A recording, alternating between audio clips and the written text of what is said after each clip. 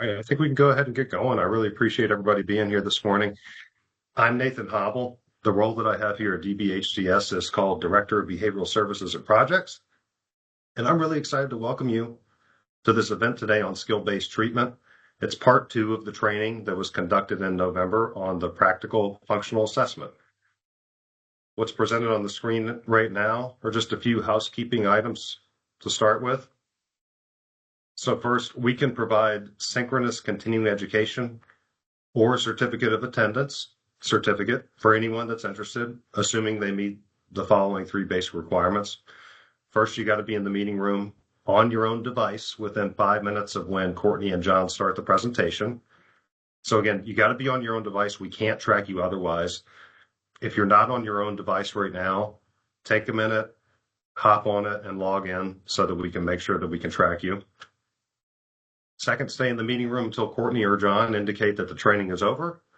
And last but not least, we'll send a survey link to anybody that was in on time and stayed for the duration.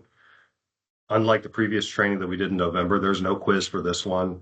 Just complete the satisfaction survey and we'll send you a certificate of attendance or a CE certificate if you're board certified and licensed. And we're going to try to do that within 2 business days. That's our goal. I'm sorry, I can't make any exceptions to what I've noted above. Just so you're aware, the training is going to last about 90 minutes. If you have questions or comments throughout, please just go ahead and pop them in the chat, and we will do our best to monitor and respond. We're also going to record the training today and post it later for anybody that could not join and wants to view in the future. So I'm going to pause for a second, make sure you're okay with staying in the meeting room and possibly being recorded before we get going.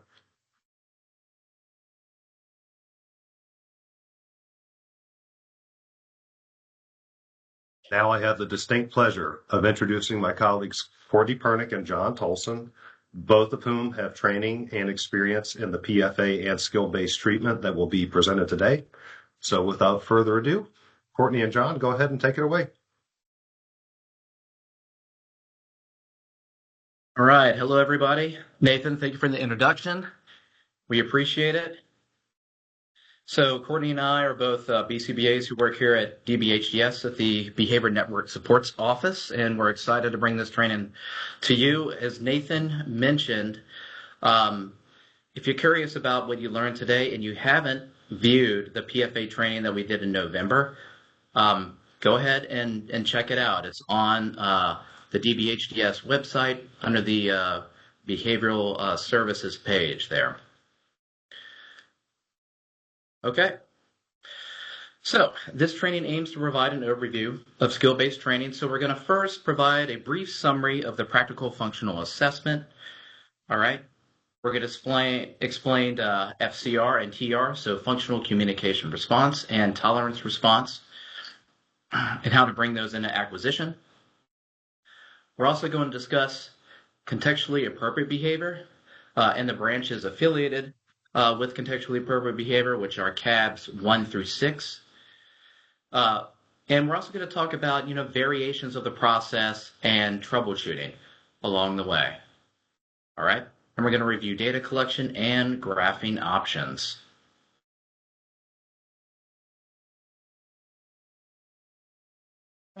So this is a CU event. You don't have to change your practices, and in no way are we saying that you should. It's just a knowledge share, right? It's meant to be a learning opportunity here, right? If you are curious about this and you want to learn more, we're going to have some references at the end of the training that you'll be able to access. And if you want to reach out to us, we'll also give you those references as well. If this is something that you do want to start implementing, again, after this training, we in no way are saying that you should go out and implement what we're going to review today. We believe in that you should have further training in skill-based treatment and also receive supervision, have a mentor along the way. So this process has been updated over time. All right, so we are presenting the process as we are trained, okay? So there could be some variations along the way that we may not review today. As Nathan mentioned, if you have any questions during the presentation, please write them in the chat. However, we plan to review the questions at the end of the presentation if we don't get to them right away.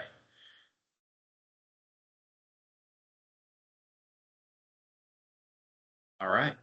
So skill-based treatment is a function-based, multi-component treatment process designed to help us effectively treat severe problem behavior.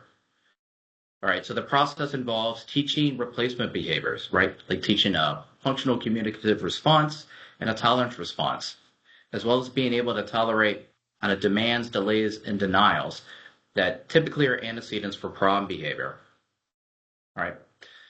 So we use functional reinforcers that are personalized, synthesized, and powerful throughout this process. The ISCA, which is the Interview Informed Synthesized Contingency Analysis, provides a baseline for treatment and determines the establishing operations, or EOs, and reinforcement conditions that have control over behavior.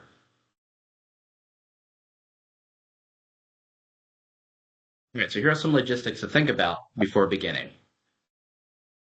All right. Question to ask is, do you have rapport with the learner?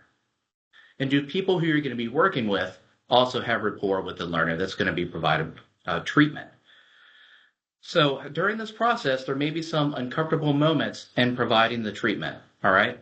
So essentially what you're going to be doing throughout, even though synthesized reinforcement is going to be provided, which I'll talk about that here in the future, is that you're going to be presenting the individual with establishing operations that typically trigger problem behavior, all right? And you're going to have to be able to put out the fire. In other words, reinforce it for safety reasons so that the problem behavior will stop. So being able to provide the synthesized reinforcement is paramount in this process, all right? You'll need a cocktail of reinforcement for safety. If you aren't able to turn the behavior off when synthesized reinforcement is provided, then something may be missing. It might lend itself to more assessment and or more time to build rapport with the learner.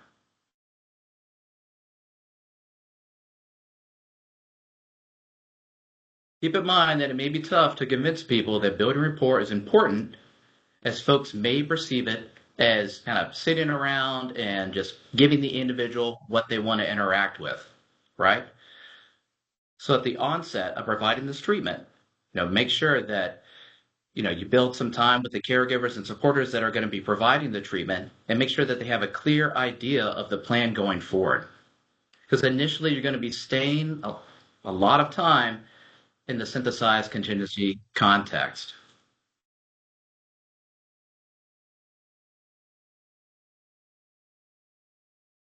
Providing services in a school or other public setting can sometimes be difficult, right? There could be a lot of distractions and barriers in those settings. So something to think about is like, will you have your own treatment room? If not, where are you going to provide the services? If you're in a home and the person wants to go to another location, are there going to be locations that are going to be off limits? Are there going to be transitions?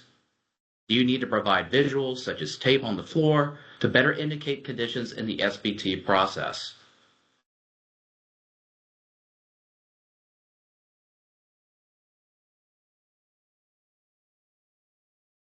All right, next, who is going to be implementing the treatment?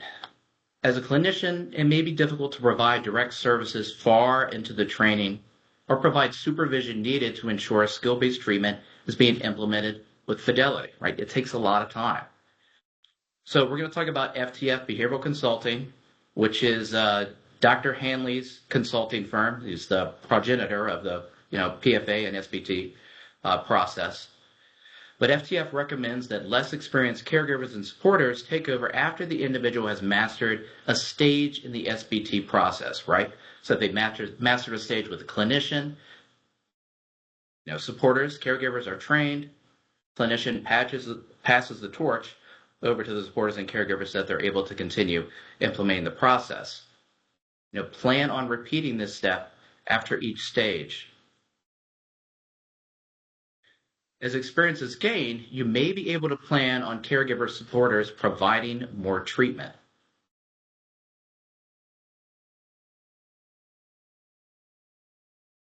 Right. So this factor segues into the amount of hours, okay? So how much supervision can you provide given your schedule? How much direct are you going to be able to provide initially? Also, how much gets approved, right? With, most insurance companies, usually it's supervision is 20% of the direct. are you going to be able to give more if needed? The more time in treatment, the better, but don't water it down by providing less effective treatment. So this is not a hard and fast rule, but FTF Behavioral Consulting recommends a dosage of 120 trials of SBT per week. If that is not possible, then evaluate progress. It's possible to do an SBT light.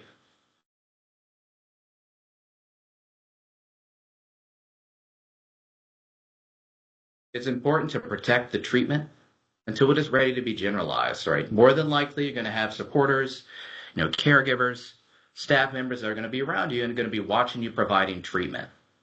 All right. Now, keep in mind to be clear with them that they should continue doing what they are doing until sufficiently trained. All right. An example might go like this. So an individual engages in problem behavior. The clinician is not around. Parent or supporter says, use the words that your therapist taught you. All right. Say my way, please. Say my way, please. Now there's a negative chain behavior, right? You have problem behavior. You have a prompt. The person models a prompt and demands, right? Then they get reinforced. Now we're going to be talking about, prompting in FCR when problem behavior does occur. But if it's happening over and over and over again, you could get stuck in a pattern.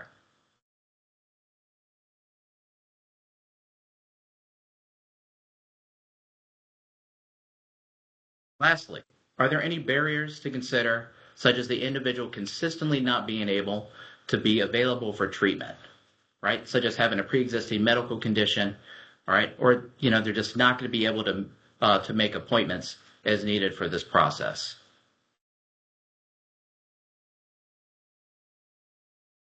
All right, so first thing that we're going to talk about is the practical functional assessment, all right, and give a short summary about that.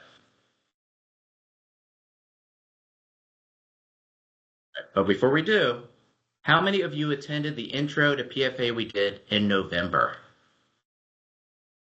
You respond in the chat.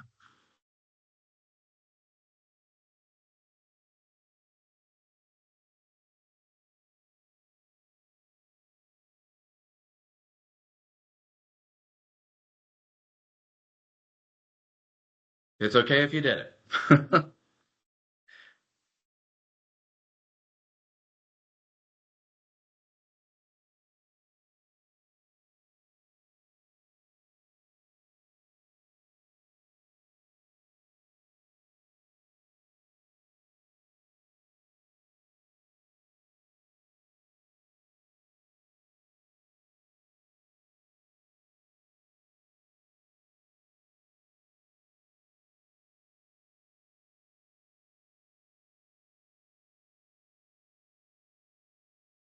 Fix it, but Okay. All right. Looks like we have some varied responses. Looks like some of you do have experience with this and maybe just didn't view the training. It looks like some people did. That's great.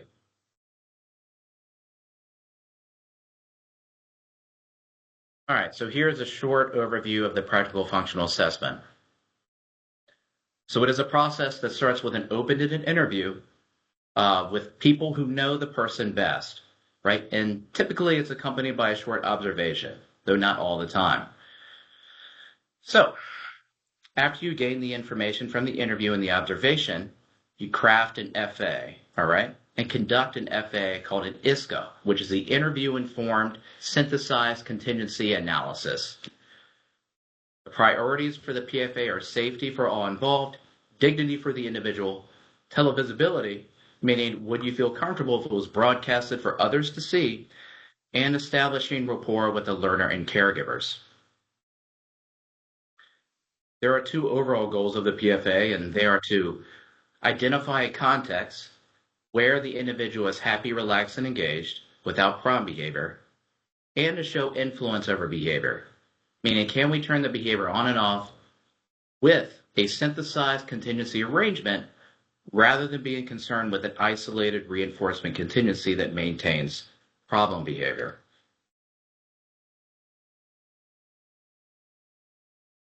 All right, so after the assessment has been completed, analyze the data from the PFA and determine if treatment should begin. All right, there should be efficacy and reliability in the results, right?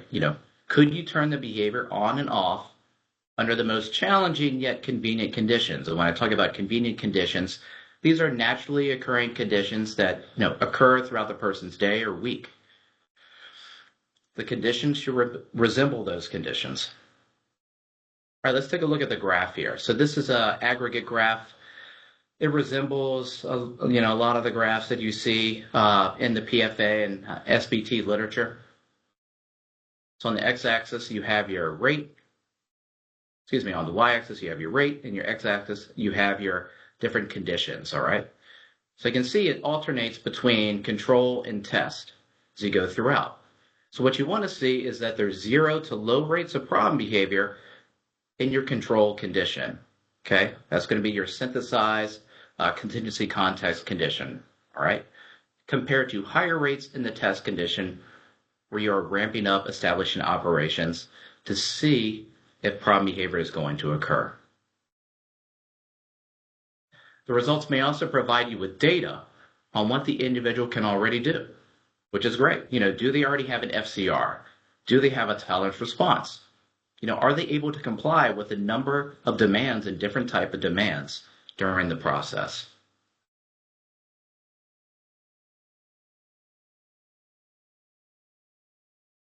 During skill-based treatment sessions, they alternate between intervals of the individual participating in a synthesized reinforcement context with transitions to an EO progression.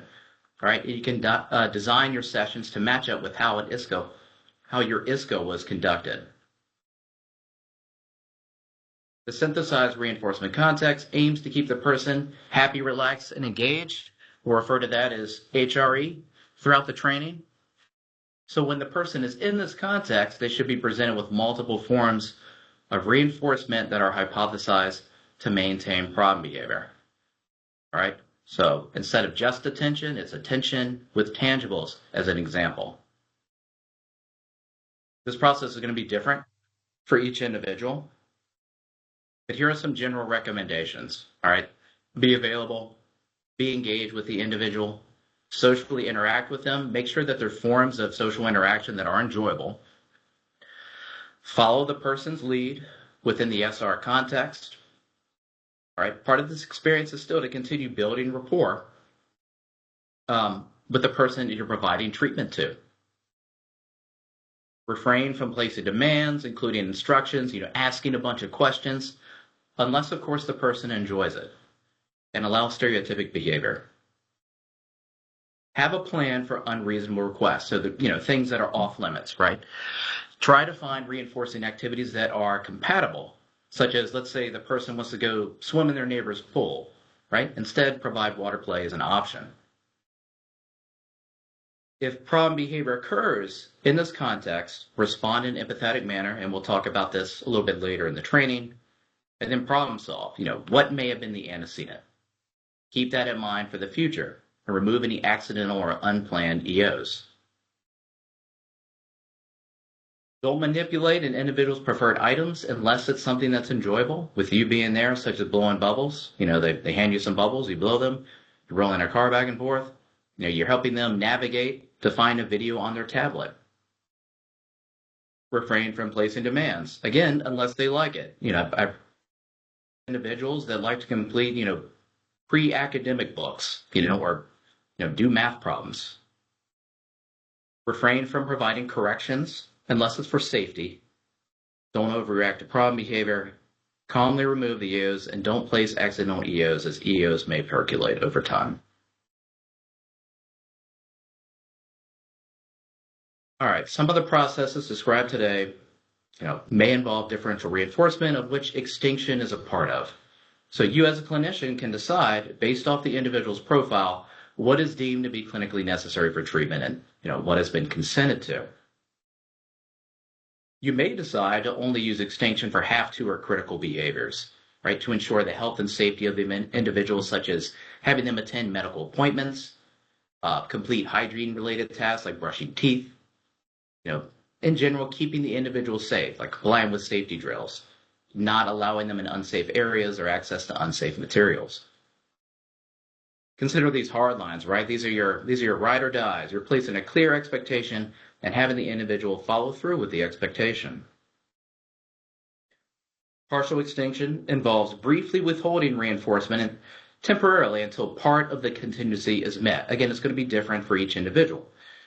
This could involve requiring the individual to partially complete a task, right? Maybe minor problem behavior occurs, or encourage them to at least complete a little bit more. Or they complete an alternative or incompatible behavior, as well as reserving the entire synthesized reinforcement for full participation, right? They still get reinforced, but, the icing isn't on the cake. The circus doesn't come into town just yet. All right, in some situations, extinction is going to be difficult to implement, right? It may not be possible in certain settings, or it may not be possible with individuals who exhibit dangerous problem behavior. And you also have the extinction burst, which can be tricky to navigate and could lead to dangerous behavior that may necessitate crisis intervention. So the enhanced choice model, which I'm going to discuss in a little bit more detail today, involves offering the person a choice of hanging out, practicing, so providing the treatment, and exiting. This option is sometimes recommended at the beginning of treatment to establish trust, even if extinction is part of the process, or it's used throughout the whole process. So during this process, the person is given the option to consent or withdraw from treatment at any time. But emphasis is provided on still encouraging the individual to participate in treatment, but in a manner that doesn't express disappointment, loss of privileges. They still have items that they have access to. Essentially, they're not being coerced into participating. Okay. So the hangout context should look identical to the synthesized reinforcement condition, right? Where the person has their reinforcers present. There are no instructions presented, and you still have attention that is being given. Implementers still drop in every once in a while to inform them that, the choice to practice is still the option. You can decide, based off your observations of the person, your knowledge of the person, how often you're going to do that. Practice, of course, means skill-based treatment is being delivered. Exit means the person has withdrawn consent. All right, they no longer want to participate. Exit in some situations could mean business as usual. So here's an example of my attempt to provide a pre-session setup. I tried to using stock images from PowerPoint. Hopefully you enjoy it. We'll see. All right, so we have reinforcers that are available, right? Keep them fresh, rotate them in and out. Have additional items that are available if the person seems disinterested. And, if the person seems disinterested, then consider conducting preference assessments. Have items ready and related to expectations for instructor-led time. Right, so these are items that should be determined from the functional assessment process. So think like, what were the items used in the conditions that were EOs for problem behavior? All right, so in this example, maybe laundry was presented or having the person pick up clothes. As you can see, you have that sock on the table there, right? That doesn't mean that you should necessarily pick the items used for the most challenging tasks right away at the onset of treatment.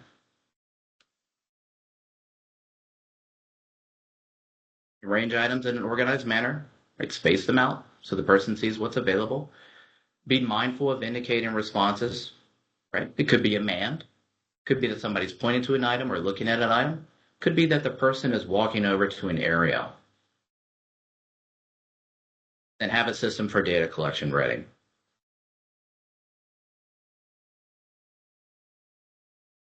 All right, so first at the beginning of this model, gain interest, right? You have your reinforcers that are available.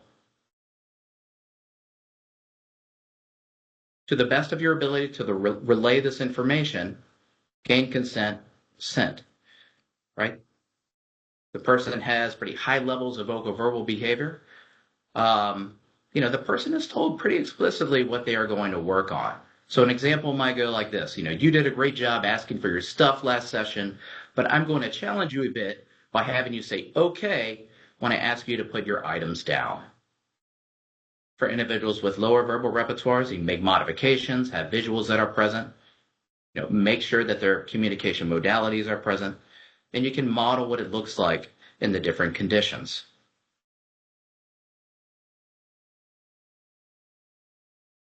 If productive, ask the individual's input on the importance of the skill if possible, right? So it could go something like this. When planning your treatment plan, you mentioned you would like to learn to be more independent by using a daily schedule, keeping your clothes organized, and writing. Why is that important to you? Ask the person about their choices. All right, we have the option to practice, we have the option to hang out, or we have the option to exit. Throughout the session, ask the person about their options. You're still dropping in, telling them that practice is available. Again, you're encouraging them without coercion. Allow the person to change their mind at any time. This is going to look different for each individual. So there's been some new research in this area, right? It's fairly new. There's been a lot of interest in, assent-based models for treatment. So if you're interested in learning more about the enhanced choice model for SBT, we have references at the end of our slide deck here, and we can send references, upon request. So I guess a question to ask would be, why would learners want to participate in the differential reinforcement arrangement, so the practice, over the, for free, non-contingent reinforcement arrangement? It is possible that some people prefer contingent over non-contingent reinforcement, so there could be a preference to yearn to earn. Some people may want more control over reinforcement rather than in the non-contingent arrangement, such as requesting attention rather than having attention being provided in a non-contingent manner. All right, we have a knowledge check here. What are the 3 common options in the enhanced choice model?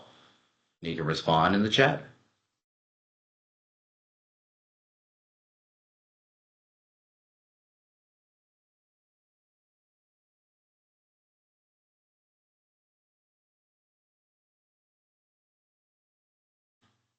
Oh, or type in the Q&A feature. That's what I've been told. All right, I'm seeing a lot of B's.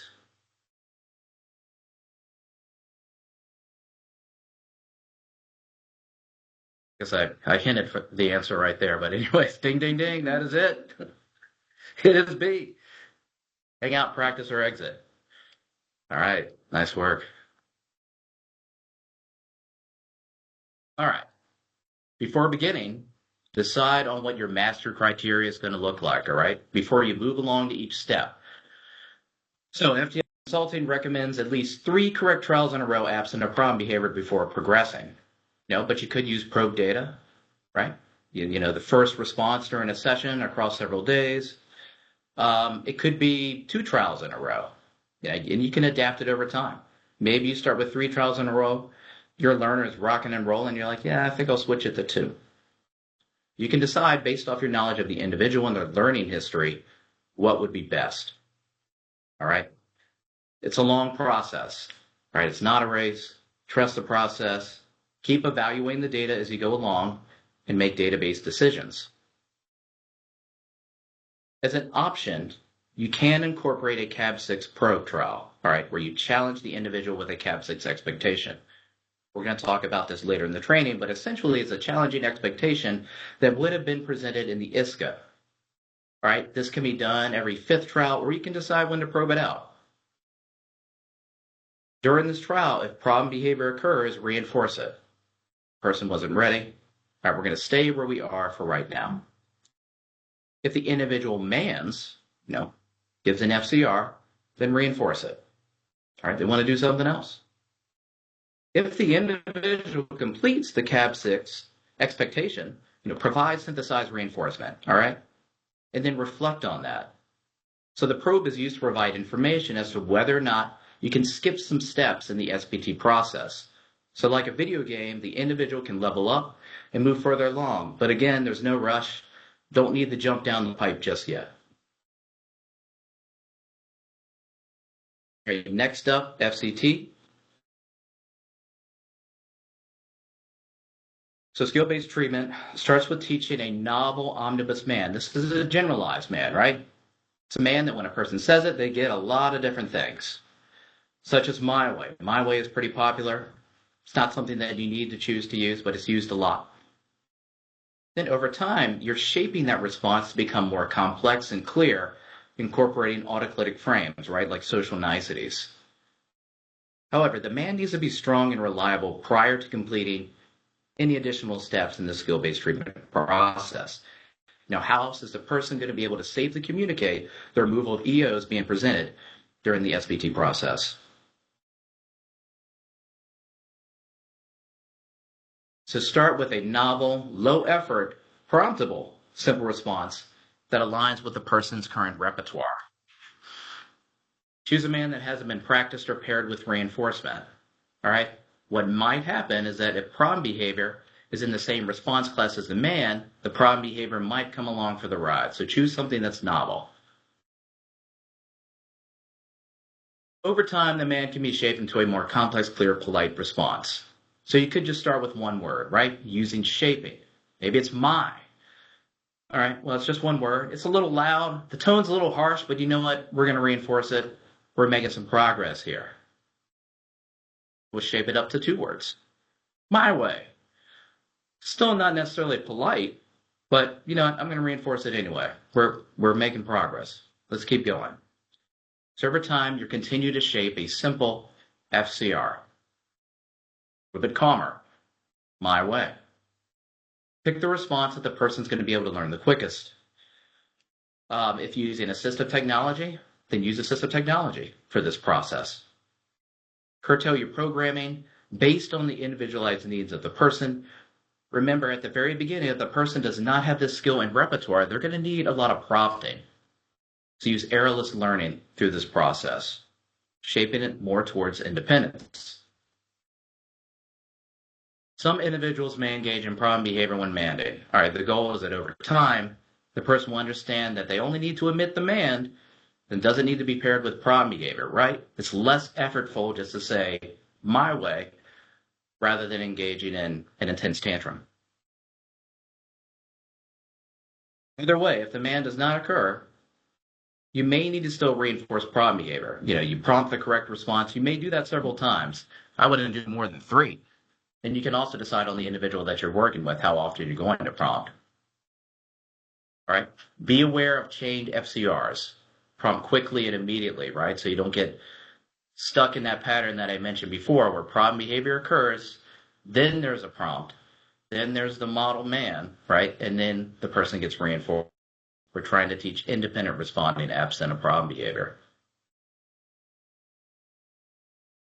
Reinforce the FCRs quickly using the synthesized contingencies that were identified in the PFA. And again, gradually over time, you're shaping it up to a longer response that could include pleasantries like this autoclitic here, please, my way, please. And I know this is a bit silly. I don't know if you remember the Grey Poupon commercials back in the day. If you don't, then I'm extremely old. But based on the verbal repertoires of the individual, you can teach a complex FCR, all right? Teaching the nuances of these social behaviors will, of course, better prepare the individual to integrate into society, such as including pleasantries, you got eye contact, you're orienting towards the person, among other social behaviors. It's important through this process to collaborate with the person, with supporters, caregivers, and other service providers, such as an SLP, when teaching these skills. Note that not all learners are going to be able to exhibit a complex FCR. So think about what's going to be feasible for the individual that you're working with and where the person is in their life. As I mentioned before, there's no hard and fast rule to teach the complex FCR. If it's holding up treatment, move on and teach it another time. All right, next up, we're going to talk about tolerance response training. So the goal of this is to gradually introduce disappointment while teaching the individual to calmly respond to indicators of disappointment. Like the FCR, choose a novel response. All right, something that's going to be easy for the person to learn. It could just be okay, could be cool, sure.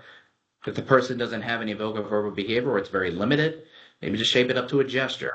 thumbs up. When conducting tolerance response training, continue to reinforce the FCR 40 to 60% of the time. All right, the other times you're denying the FCR and you're reinforcing the tolerance response. You're varying the delay and denial cues, and you're building in firmness of the delay and denial, which I'll explain a little bit later. Again, you can adapt this, right? If the person has a quick trigger, then reinforce the FCR 80% of the time, then gradually shape it to more of a 50-50 split scenario, right? Where you're prompting the tolerance response if needed. Over time, you're going to decrease the amount of time that you're reinforcing the FCR, and you're increasing the amount of time that you're reinforcing the tolerance response. All right, so I have an example here. We got our supporter to the right and our individual to the left. Eric, it's time to put your tablet away. My way, please. Not this time. Okay. Wow, you know what? You can have it your way, right? You're reinforcing the tolerance response. We'll get some audience participation here. All right, write in the chat or the Q&A. Wait, what do you think would be a good tolerance response? You know, possibly one that we haven't mentioned here in this training.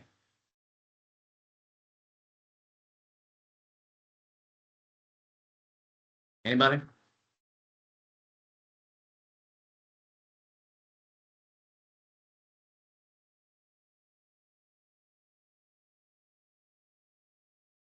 No problem. Yeah, that's a good one. Yeah.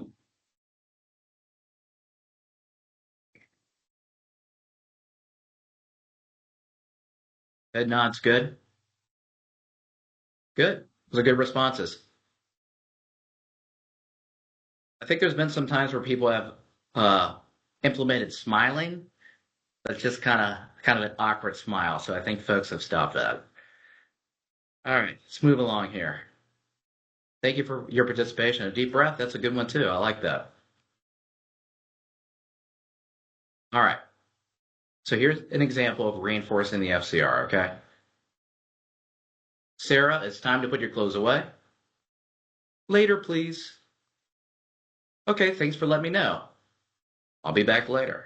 Right? Reinforcing the FCR. Sarah, let's go put your clothes away. No, thanks. It's time to put your clothes away. Sure. Thanks for responding calmly. We could do it later. So you're reinforcing the tolerance response. During initial stages, just like teaching the FCR, the person is going to be prompted, right? You're going to be using those 0-second prompt delays, that errorless learning process to teach the tolerance response. Differentially reinforce successive approximations to calm and independent responding. As a tip, it might be best to start soft with a soft denial, and then gradually moving up to more of a firm denial. So adapt your teaching based on the individual.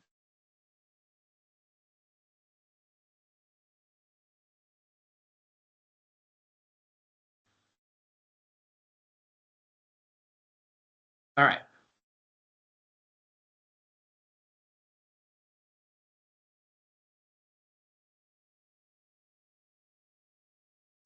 Maybe choose an easier response.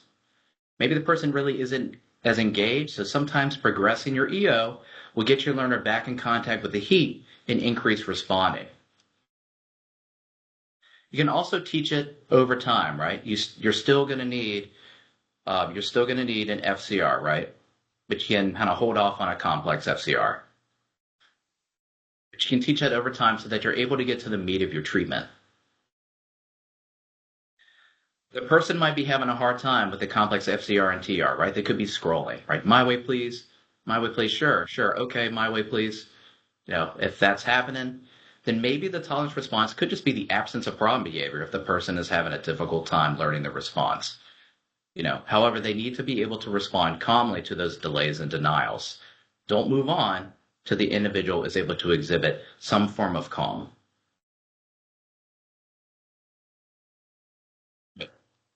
Next up, cabs. But before we do that, we have a poll here. What do you know about cabs? Respond in the chat and Q&A.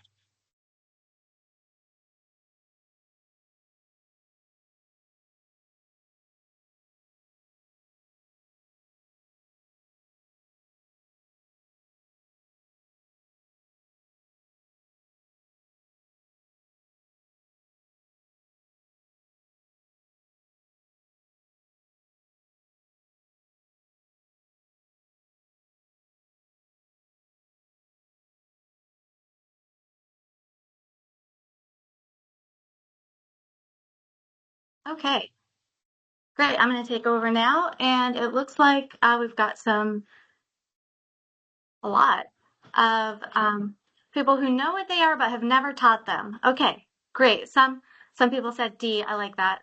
Um, all right. Some people have experience teaching 1 through 6. Awesome. So this is just a refresher for you. Great. Just kidding. Um, Fantastic. So what are CABs? That stands for contextually appropriate behaviors. And those are the behaviors that will be instructed following the tolerance responses and strengthened through the termination of the delay. So you give them access to those synthesized reinforcers. These behaviors will be taught using shaping with a 6-step process. So you'll hear often we refer to CABs 1 through 6. So we're going to talk about each of those steps along throughout this training. And then typically you want to start with 3 CAB branches. And so CAB branches are skill areas. You can see on this graphic here that is from the FTF workbook that kind of shows you those steps of the process. So John talked about the FCR and the TR already, and I'm going to walk you through CABs 1 through 6. And then up here you see some examples of some skill areas that you could choose for your CAB branches. It is the most common approach is to start with one branch, teach that one skill area all the way through CAB 6, and then start on the next CAB branch or the next skill area. But that's not a hard and fast rule. So it's going to depend on your learner and what you feel is going to work best. So you could teach one skill area up to a certain point of the process and then start incorporating the other skill areas and alternating across them. You'll hear a lot throughout this training that it depends on your learner. You'll do what works best for them and the setting that you're in with that learner. So here are some examples of some CAB branches that you could use. I just came up with 3 group leisure skills, hygiene skills, and household chores. And then for each CAB branch or skill area, you want to identify at least 3 tasks that go with that skill. So for group leisure skills, you might have play a board game with others, you might have play a card game with others, and you might have play a video game with others. For hygiene skills, it could be brushing teeth, washing hands, wearing deodorant. And then for household chores, it could be putting away laundry, cleaning up after meals, wiping countertops. Possibilities are endless. These are just ones that I came up with. It's really important that you have at least 3 tasks for each branch. You'll see as we get later in the process that eventually you're going to need to alternate across the different tasks. So you want to have those tasks identified. And this is a progressively developing skill-based treatment process. It relies on unpredictable and intermittent reinforcement to maintain the effects. And so John mentioned that when you're teaching the FCR, at first you're reinforcing it every single time. And then when you move on to teach the tolerance response, you're not reinforcing that FCR every time anymore. But you reinforce that tolerance response every time. Once you move beyond the tolerance response into the CAB branches, you will start to continue to deny and move towards a variable amount of work and play expectations. And then when there's compliance with those, you reinforce. So this is just a visual to kind of show roughly the percent of time that you will reinforce the FCR, the tolerance response, and then the required amount of work or play expectations. Okay. So once your learner has met mastery criteria with the tolerance response, you're going to start to teach them to give up those reinforcers. And so that's CAB 1.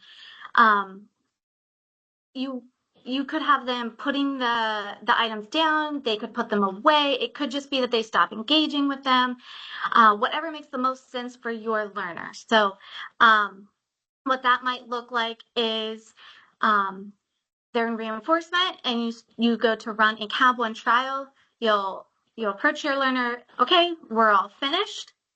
Let's go play some Uno. They say, my way, please. And you say, not right now. And they say, okay, that's their tolerance response. And then you say, put the bear in the bin. And then they put the bear in the bin. Hey, great, that was awesome. You can have your way. And you reinforce that. And then once you have mastered cab 1, once they have mastered cab 1, then you will move on to cab 2. And that's transitioning. And this also could look different. It will look different across your learners. So the example I have here is stand up, walk to the table, sit in the chair. You might have learners who physically, their mobility is limited. So instead of standing up and walking to another space, maybe they're just going to turn and orient to a different items on the table.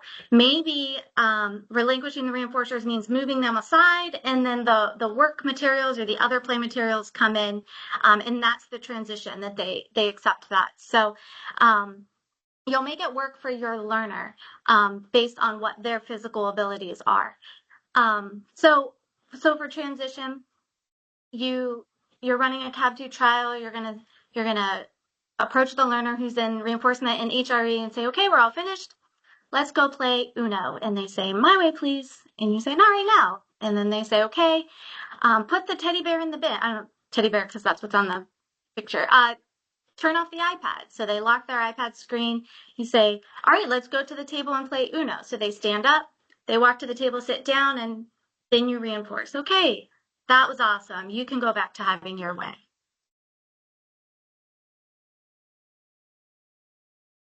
And then once cab 2 is mastered, you're going to move on to cab 3.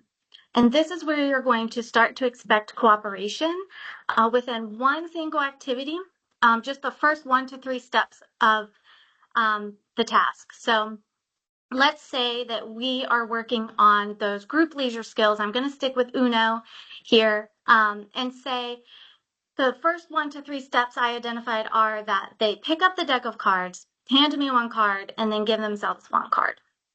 And so that's all I expect them to do. As soon as they do that, then I would reinforce they can go back to having their way.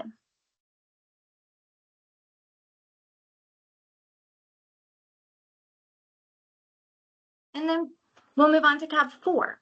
So cab 4 looks just like cab 3, except now you're going to alternate across multiple activities. And so this is where I mentioned that you want to have at least 3 tasks identified under each cab branch. So for cab branch that we're working on is group leisure skills. And we've identified playing a card game, playing a board game, and playing a video game with others.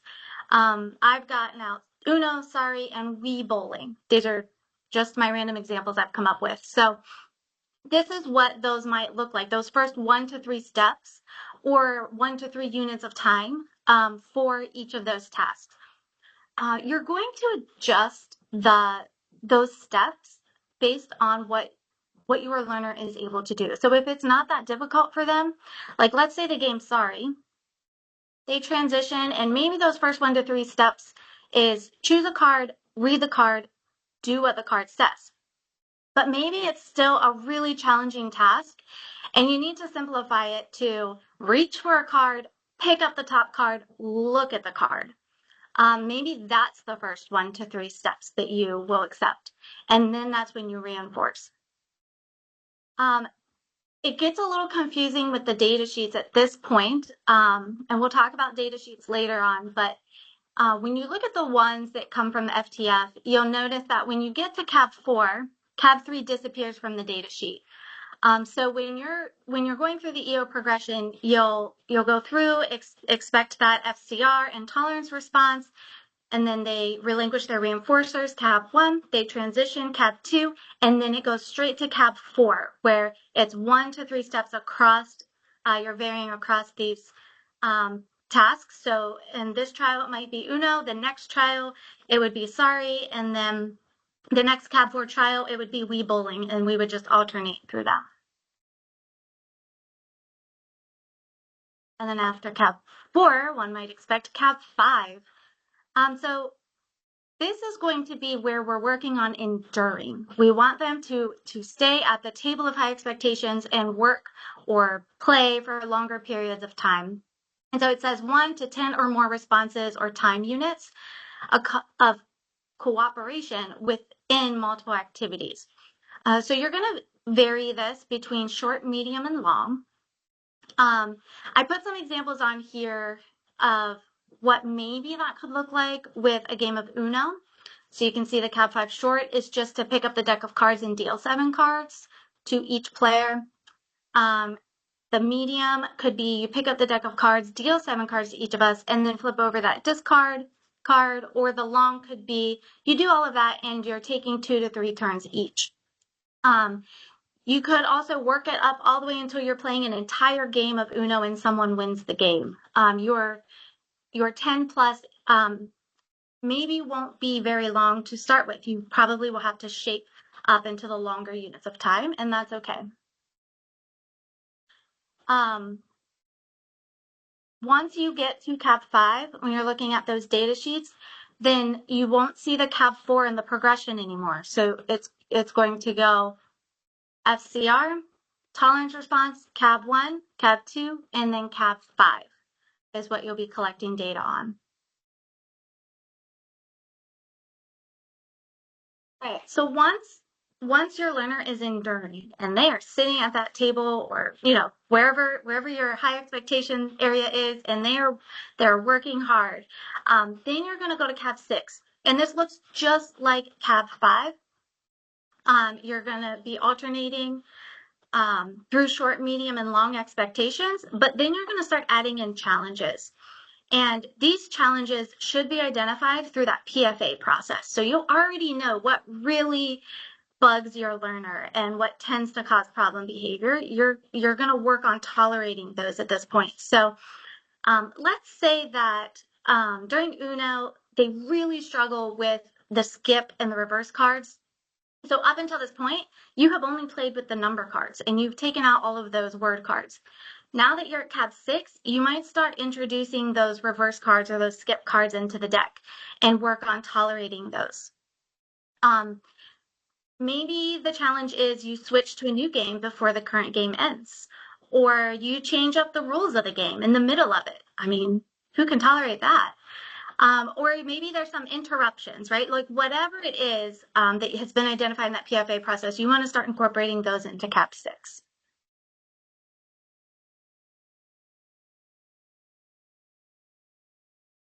All right, so here's a quick video. It's the FCR through Cab 3, but it's not all the way to Cab 6, but I wanted you all to be able to see what this progression looks like without just me saying it to you. The audio, there is no audio until she starts the EO progression. So if you look on the left-hand side, it tells you what step they're on. And then once she approaches the learner and says it's time to clean up or something like that, that's when you'll start to hear audio. So there will be a decent amount of time without audio. Just want to make sure you all know your speakers are not broken, hopefully.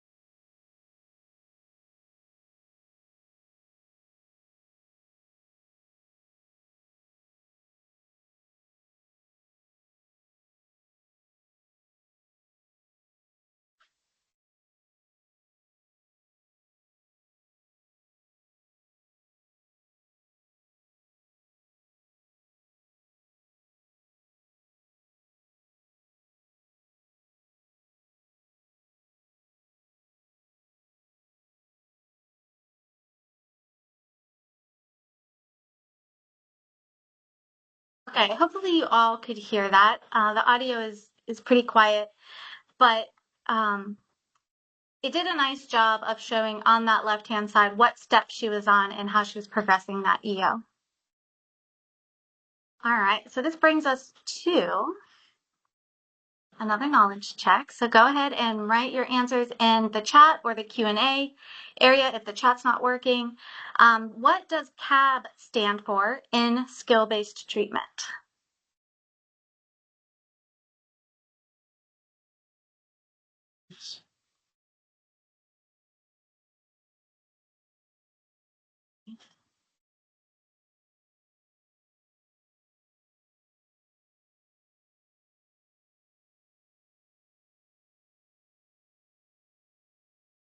Okay, everyone is saying A.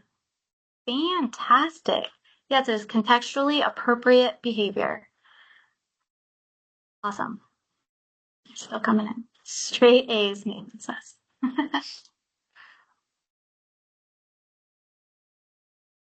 There we go. All right. So what do you do if problem behavior occurs while you're running trials? So let's talk about mild problem behavior first. So the R2s that were identified in that PFA process, let's say those start to pop up during treatment and while you're running trials. So the first thing you want to do is give an immediate and empathetic response, right? Like, hey, buddy, I know this is really hard. I'm sorry that you don't like that. Encourage persistence. Offer the choice to either go to reinforcement or persist in EO. Maybe they're cool to keep working. Give them that choice. Adjust the criteria for reinforcement. Maybe you, instead of cab 5, or a cab 5 long, maybe you'll reinforce it cab 5 short. Extend the reinforcement period a little bit longer. So when they're in reinforcement, don't run the next trial so soon. Let them have more time in HRE and see if that helps. And then reflect on maybe what maybe caused that problem behavior. See if there's some things that you can change in the next trials. So do you need to add in a prompt? Do you need to change the expectation? Maybe you need to reconsider their learning target altogether if the problem behavior keeps occurring. Now, what if it's severe problem behavior? So those R1s that were identified, you're going to respond a little differently. So in this case, you'll give space, maintain safety, give that immediate and empathetic response again, and then just provide access to all the reinforcers. So we're not going to make it a choice at this point. We're just going to go back to reinforcement. We're going to regroup, extend that reinforcement period, let them be HRE a little bit longer, and then try to figure out maybe what caused that problem behavior and change your procedures. You definitely want to figure that out and change something moving forward.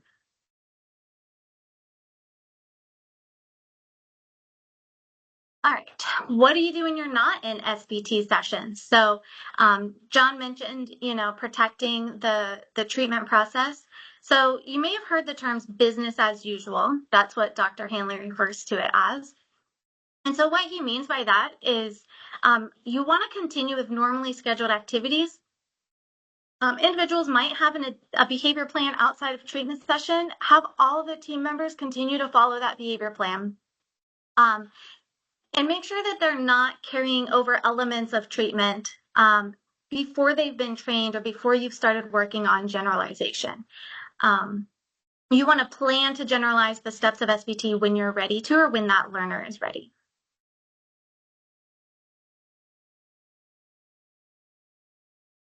So we've walked all the way through CAP 6. What happens next? Here are some things to consider once your learner has mastered CAP 6. You could start generalization. So that could be extending to new people. It could be extending to a new setting or across longer periods of time. It could be developing specific requests. So just my way, that omnibus man that you've taught isn't going to be sufficient forever in every setting. So start working on maybe those specific requests. You could introduce gray reinforcement, which I won't talk about today, but there's lots of information out there about it, but that's adding challenges into the reinforcement context. You could also go back and teach additional CAB branches. So maybe there are other skill areas that the team would like to work on. And then data collection. So there are many, many ways to collect data for this process. I'm going to go over just a few that I'm aware of. I'm sure some of you have, if you've done this process, you've probably adapted your own system or figured out a way to collect the data. I think I can say with every learner that I've used this process with, I've adjusted the data collection in some way for the person who's implementing the training to be able to collect it easiest and most accurately. So here are the ones I'm aware of. So this is a screenshot of the datasheet from FTF. There are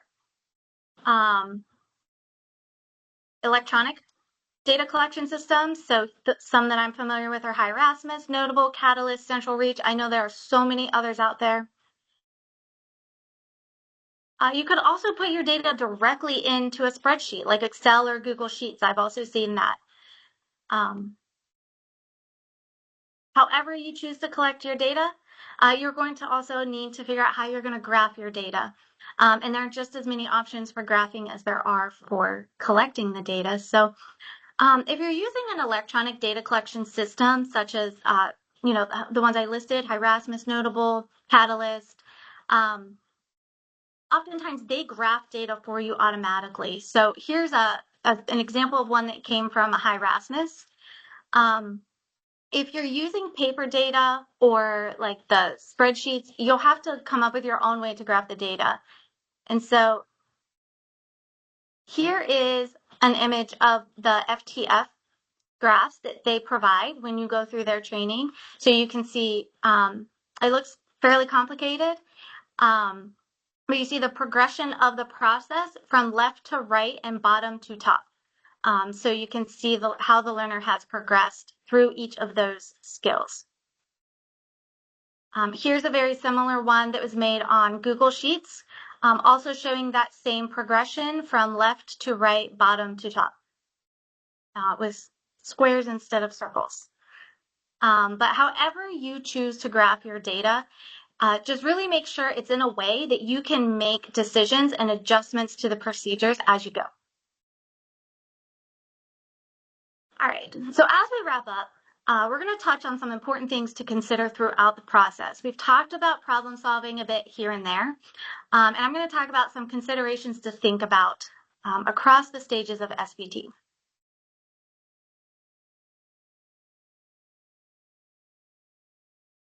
Prompts. So by reflecting on the point where problem behavior has occurred during the last few trials, you want to consider using prompts and altering the EO. So if the individual doesn't respond to the prompt, it's recommended that you prompt again. And if they still do not respond, then you'll gradually continue progressing the EO and prompt approximately every 30 seconds. And then use flexible within session prompt fading. So for example, if the individual exhibits problem behavior because of a prompt delay, consider an errorless prompt before you delay the prompt again. Minimize risk. So remember, the goal is always safety. Continue to allow anyone who's present, including the learner, to terminate the session at any time. And then we talked about delivering the synthesized reinforcer at any point in which dangerous behavior appears imminent. Maintain high expectations. So the terminal goal is to teach repertoires that are strong and reliant in less controlled environments, which is day-to-day life. So ask others each step of the way to provide you some feedback on how to improve performance at the current step. And trust the process. If problem behavior persists, reflect on the data, identify additional safeguards that might be needed before returning to that EO. Safeguards don't necessarily need to be adding in additional reinforcers either. It could be minor modifications such as when you're prompting, the speed at which you're shaping, building that EO more gradually. It's a lot of adjustments that can be made throughout the process. And then program intermittent reinforcement. That little graphic that I showed before with the percent of how often you are reinforcing each skill. Establish skills using continuous reinforcement first, and then transferring it to intermittent reinforcement once they've acquired the skill.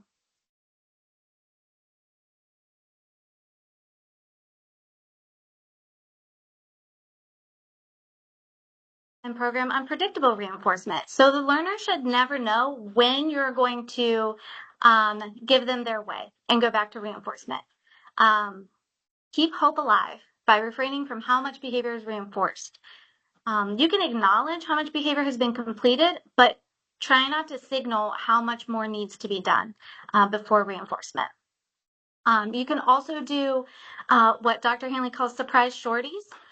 So if the learner is doing a really great job, you can reinforce at any point in the process, even though maybe on your data sheet it's to go to CAB 6, you might reinforce at CAB 2 that time because they're doing really well. So keep it unpredictable. You just want to make sure that each target skill still contacts reinforcement from time to time. So don't fall into the always reinforcing at CAB 2 pattern.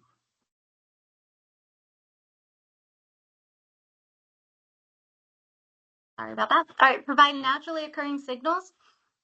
Target skills that will be supported by commonly provided stimuli in the context in which that problem behavior occurs.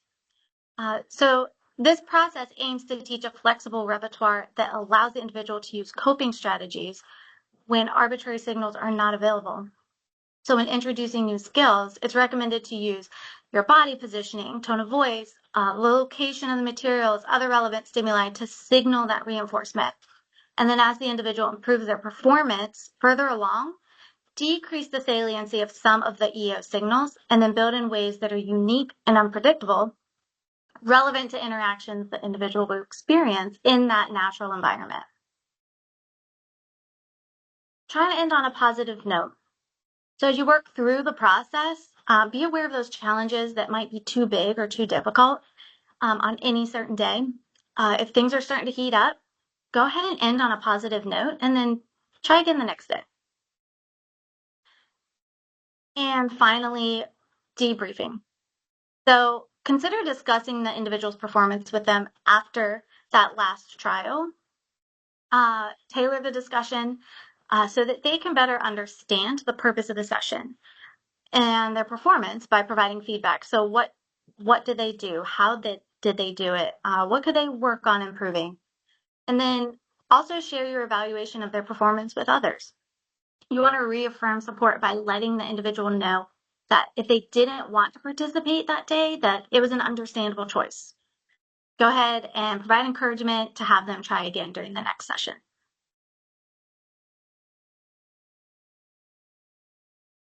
All right, so here are some resources that will help if you want to start implementing this process.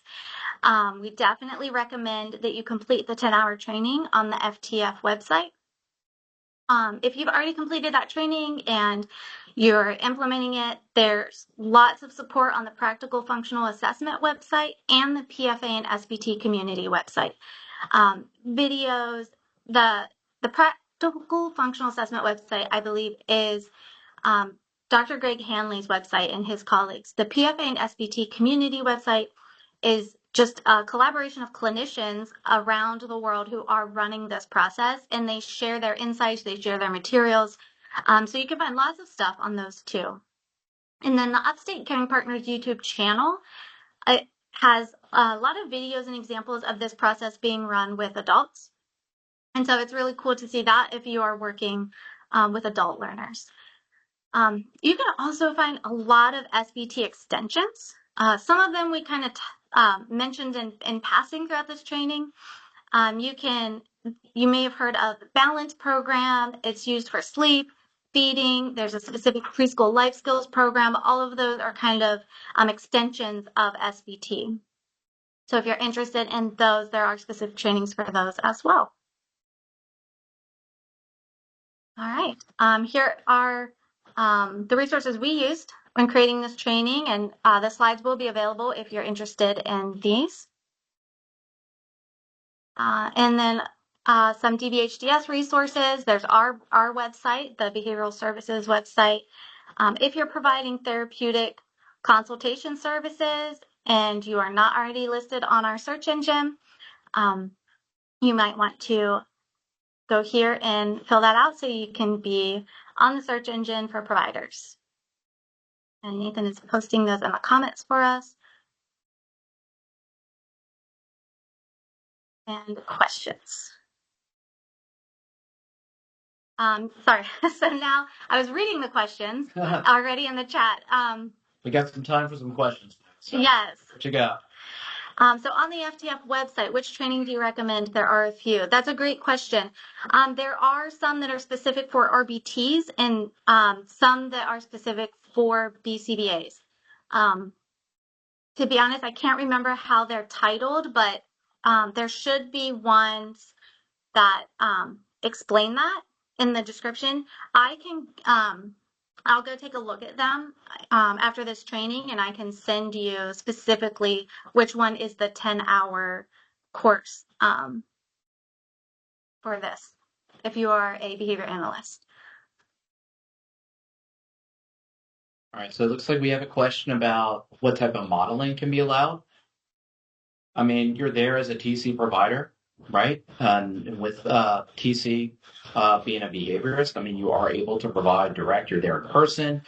You are training the supporters and caregivers. You are training the person who's receiving treatment.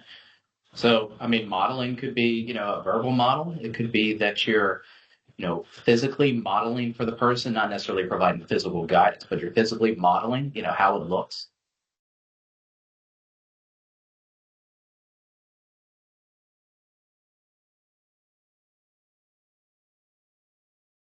Thank Yep. you, Nathan.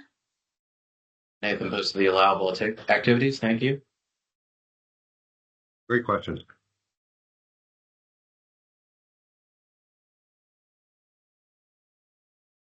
Yes. The presentation will be available afterwards. It won't be sent necessarily, but it'll be posted. So that's what I believe. Yeah, we can get it posted, and we can certainly email a copy out of it to everybody that registered as well, because we have your email addresses. All right. So would you have parents or staff as direct implementers, or do you get them to mastery at each stage and then incorporate? Yeah, you can do it either way. So I've actually done it both ways. I have, if I had a really strong staff member, sometimes I would just have them start and get the process so far and then incorporate other staff members, and then I just supervised and provided support. I've also done where I did the first few steps. I did the FCR tolerance response in CAB 1 or CAB 2, and then transitioned to parent or staff member. Sometimes I take it all the way as far as CAB 5 before the parent steps in. Depends on how confident they are. Depends on the type of training you're able to provide them. If your staff member or parent's going to be running the process from the very beginning, you'll need to provide a lot of training for them in order to do that. So it depends.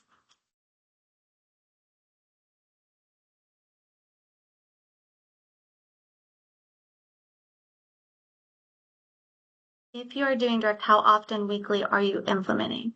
Yeah, so that depends on as well on the setting that you're in, the hours that you have.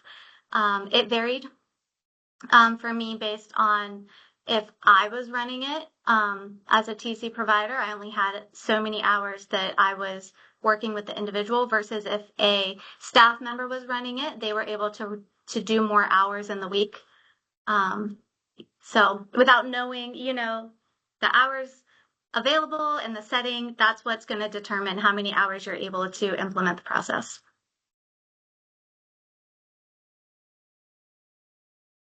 Great questions. Yeah. I feel like every answer is, it depends. Yeah, really. Like we said, it's a flexible process, right? And there's still a lot of research to be done on SBT in general.